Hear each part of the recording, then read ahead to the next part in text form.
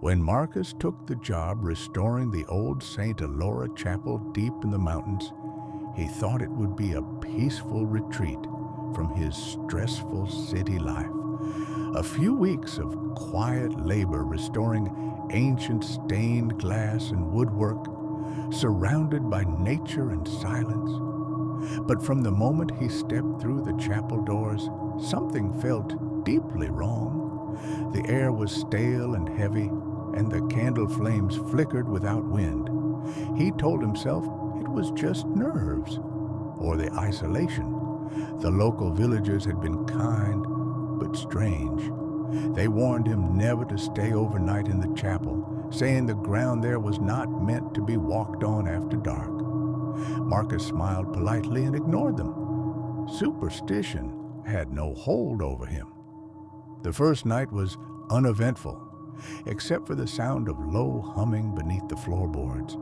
Like a lullaby sung in reverse, he blamed the old pipes and tried to sleep. But each night, the humming grew louder, turning into murmurs, voices that seemed to come from the stone below. On the fifth day, he discovered a trap door hidden beneath the altar, covered in centuries of dust and sealed shut with rusted iron. He opened it against his better judgment and found a spiral staircase descending into darkness.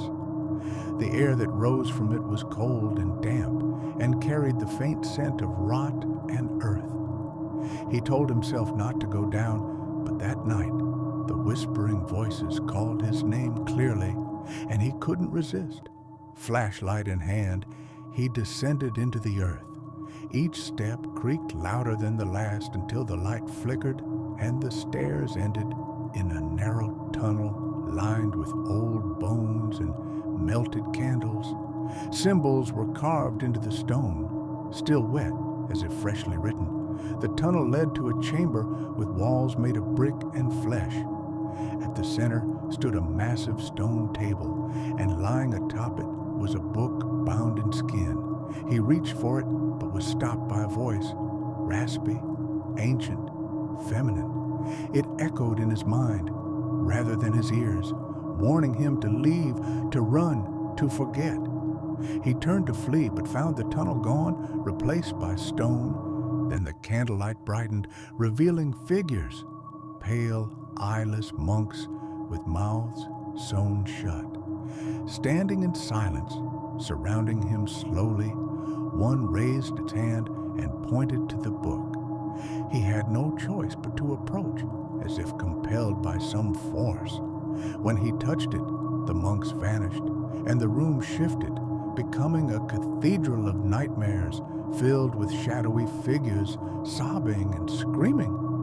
He saw visions of rituals performed with blood and fire, priests offering innocent lives beneath the chapel to feed something slumbering below, a god of absence, a deity of silence. The chapel was not a house of worship, but a prison built to hold what should never be spoken of. The book was its heartbeat, its anchor, and now Marcus was part of it.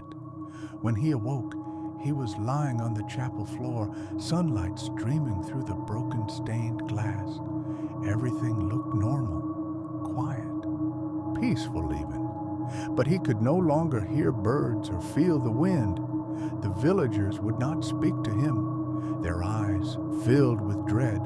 And when he tried to leave, the road bent upon itself, bringing him back again and again. He saw the trapdoor open by itself at night, and shadows crawling from it, crawling toward him. He no longer needed sleep, but when he closed his eyes, he saw the monks waiting, whispering in a language he couldn't understand, yet somehow knew. They told him he had been chosen as the next keeper.